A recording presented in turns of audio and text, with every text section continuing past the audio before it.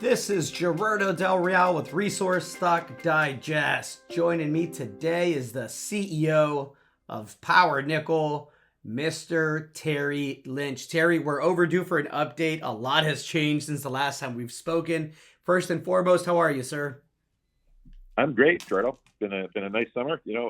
Obviously, big start to the year, and we sort of took a little time off just to gather some energy again, and sort of we've been executing. So yeah, looking forward to the fall season. I think it's going to be a corker of an end of the year. So excited about things. I couldn't agree with you more. Listen, when we started this year, you and I had a conversation and we talked about how you have to buy when no one is buying and you have to buy ahead of, a discovery hole or that catalyst that gets people's attention. I think the stock at the time was trading at some 16 or 17 cents. And, since you've had a couple of discoveries, you've recently hit a high, you almost hit the 90 cent mark there. And you have the attention of, amongst others, Robert Friedland and Rob McEwen. So a lot has changed in the last several months, and I want to start there. I would love for you to get us an overview of what's gone on the last few months and what's attracted all the attention, and then we can talk about what comes next.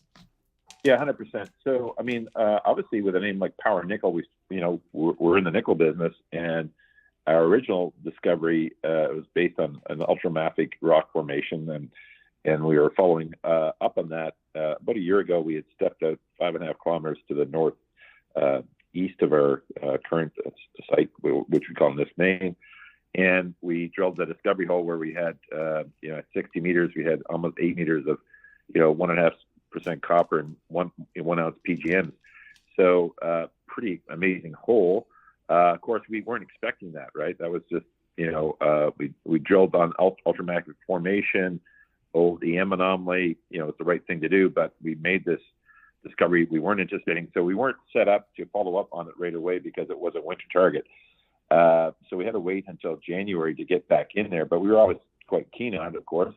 And we had covered it with good geophysics. We had the fleet space over it. And so we knew exactly, where the plates were and where the target was. So we started drilling in January of last year. And, by February, we had drilled, 8 or 10 holes. And because it wasn't very deep, right? We were going, you go in at 60 meters, you'd be done at 80, and then the next one would be, 100 meters and done at 120 or something like that. So we ended up, we posted a picture in February when the market was still sucking. I think the stock was around 20 cents or something.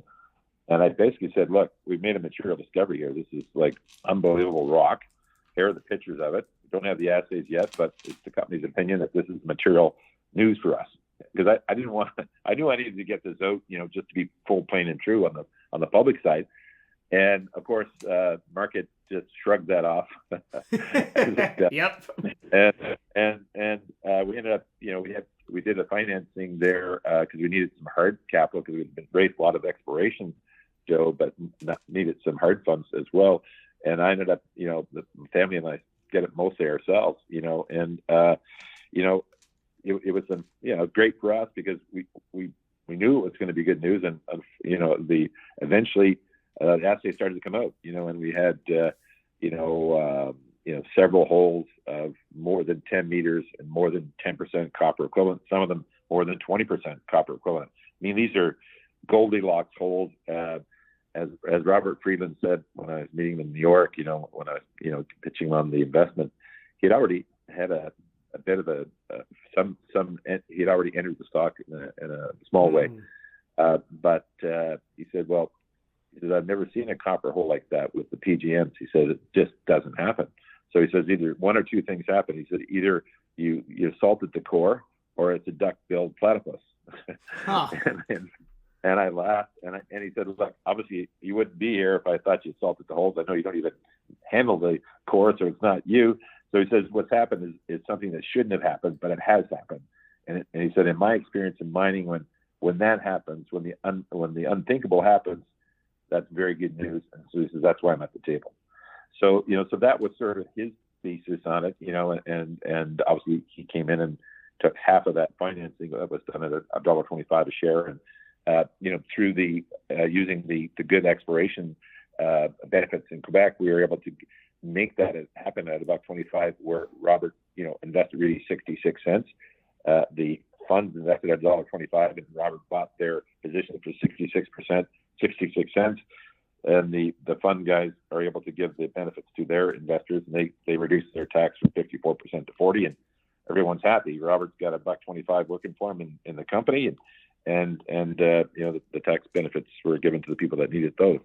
So that was good. And then, of course, Rob McEwen followed up his earlier investment at 25 cents by, stepping up for another 20% in this round, at the current right. And, Rob's one of the legends, as you know, and he's a very savvy early stage investor.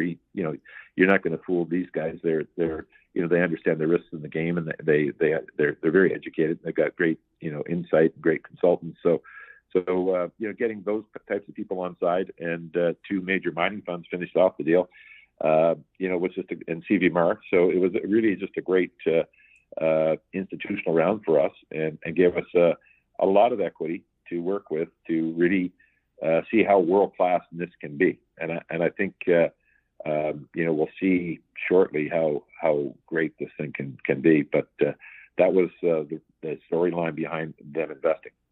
Well, $20 million is a heck of an endorsement, especially when it comes along with the names that, decided to write a check here. What comes next? You clearly believe in the project, the quality of the discovery, and the future of it. How do you allocate that $20 million and unlock further value there?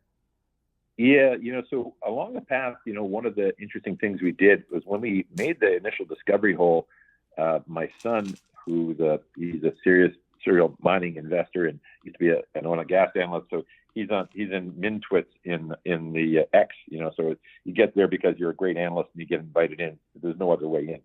And so he saw this video from a Dr. Steve Beresford, and he basically is talking about his philosophy on finding giant polymetallic deposits. And that's really what he's all about, this guy. And his pedigree was pretty impressive, to say the least. He Western Mining, which was, Australia's version of Inco before it was taken over by BHP. And then he left them and became chief geo at First Quantum when they had their big move. And then he was at NMG and then IGO. So this guy's had several successes in his career, probably spent, $300-400 million exploring for polymetallics. So if he's not the leading guy in polymetallics, he's certainly amongst those guys. And so my son watched this video and he said, "Dad, look, I think this guy's sort of, he's just in the hunter mode in his life. And he says he's really talking about NISK. You should try and reach him." He says, "You're good at reaching people that are tough to get to." Right.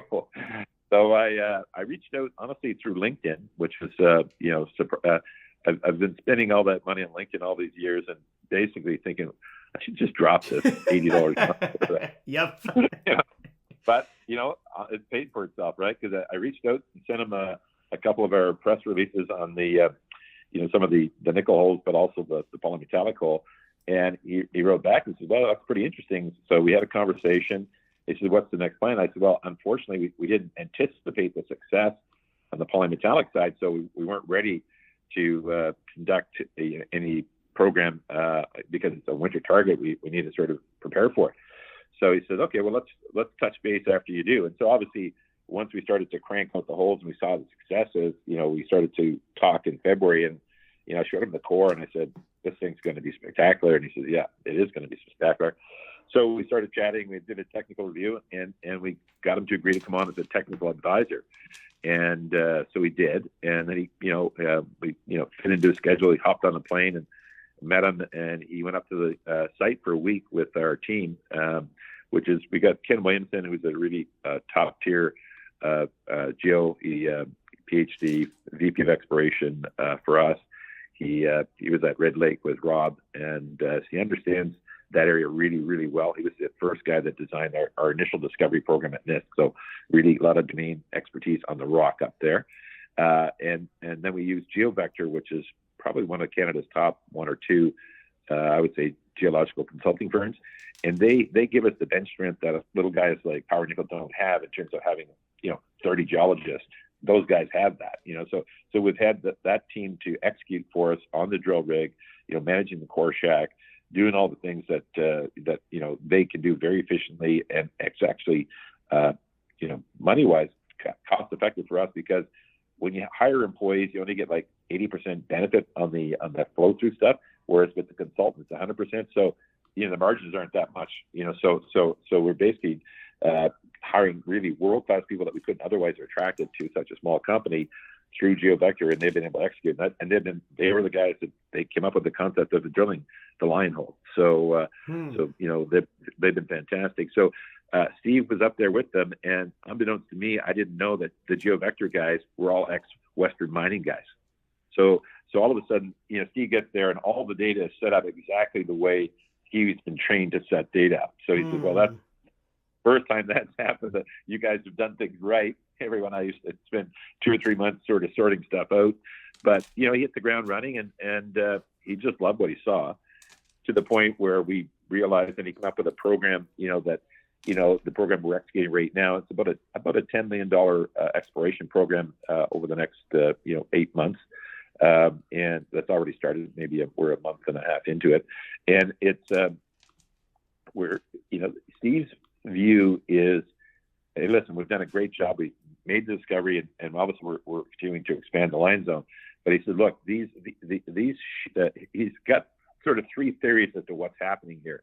And he said most likely, in his view, the NISK main, which is 5.5 kilometers to the northeast, is southeast, is directly connected to the line zone, and we'll need to prove that subsurface. But he says it's not uncommon. He says it's very uncommon to find polymetallic deposits, but he says they can be very, very big. So he said that the strike length of 5, 6, 7, 10 kilometers can happen. This thing can be that monstrous. So that's obviously music to our ears. But he said second most likely scenario is there's another nickel sulfide project that you haven't discovered yet that's underneath or close to Lion. Because he says, because we got high grade nickel in the Lion zone results as well. We haven't talked about it a lot, but it's in there, like the 2 and 3% nickels. And so and he says quite often in the polymetallics, what happens is you have your nickel sulfide zone underneath at deeper, somewhere between 500 to a kilometer deep, maybe even a kilometer and a half, and it sits there, and it's basically the oven, and some hydrothermal action came by, and then basically moved to the surface, and that's where the copper sulfides are. This is where you get the high grade copper, and he predicts that we'll find zones that'll be high grade gold, high grade silver, high grade platinum, palladium, and high grade zinc. He says this is what happens in polymetallics. He asked me, because when I was first explaining the story to him, I said, I don't really have a great analogy. It's not like Voisey's A, because you've got the gold and the silver and the high grade copper.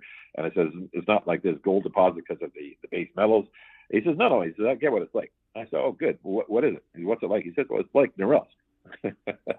So I'm like, big smile, right? I'm thinking, my God, this like this, literal God in the polymetallic world just said we're like Norilsk. Wow. So, And he said, listen, I'm not saying you're the next Norilsk, but he said, if someone wants to find the next Norilsk, it would start exactly like this.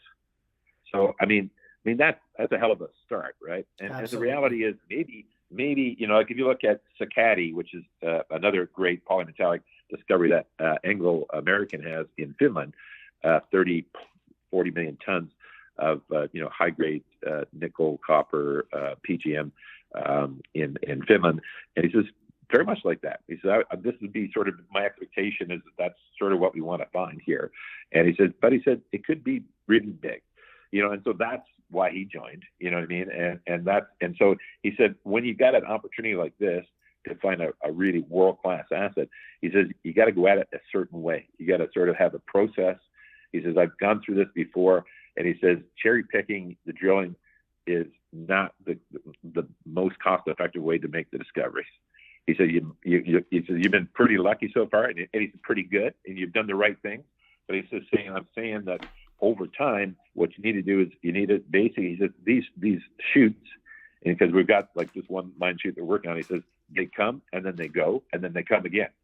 And so he says the first part of the exploration job is to find these shoots and their extensions, and we're going to find multiples, he feels. But he says, it's tricky to find, but he says there's a pattern to it. He says this is the way to go. This is what he would recommend, and this is what we're doing, obviously, because why would you bring in a world-class guy like that and not listen to their recommendations?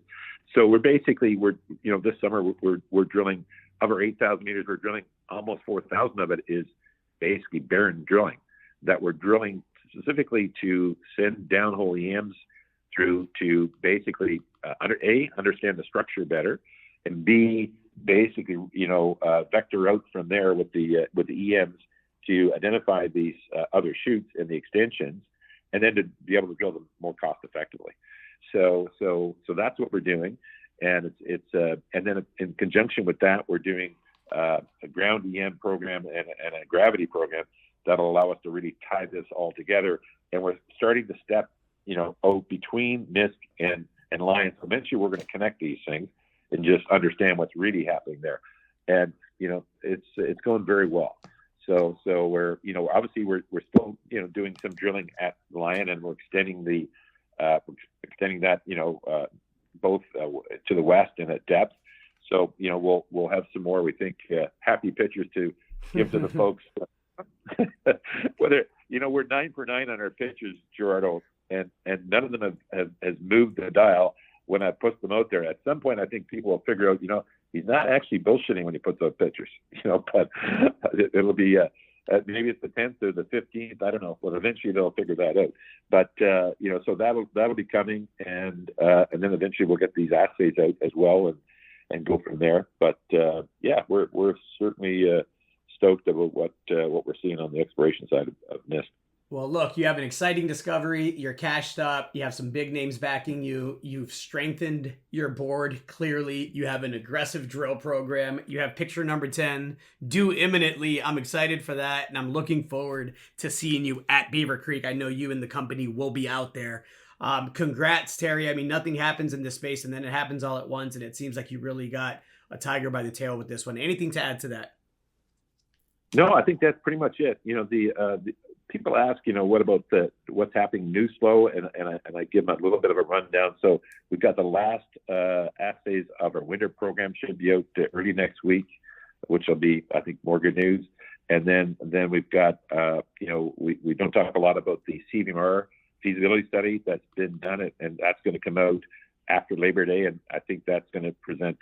We haven't talked a lot about it lately, just because of the dominance of the drilling results, but we've done a lot of work on that, and we just came back from Korea with CVMR, meeting with the major Korean battery metals people there, and I think there's going to be some very interesting developments on the nickel powder side of the business for us with CVMR, and that'll be coming out post Labor Day. And then, of course, we're off to Beaver Creek. So, yeah, lots of exciting, developments for Power Nickel. And I think, given that, the summer doldrums are here and the stock sort of came back a bit, you're buying cheaper than Robert Friedland and Rob McEwen. It's probably a hell of a time to be checking out Power Nickel. Looking forward to ending the year on a strong note. Lots of catalysts. Terry, thank you so much. Look forward to doing it again. Great, Gerardo. See you in Beaver Creek. All right. See you there. Cheers. Hey everybody, Gerardo Del Real here. If you're enjoying the content that you just saw, you can let us know in 3 simple steps. Hit the like button, hit the subscribe button, and please share across your network and on social media. Take care, everybody.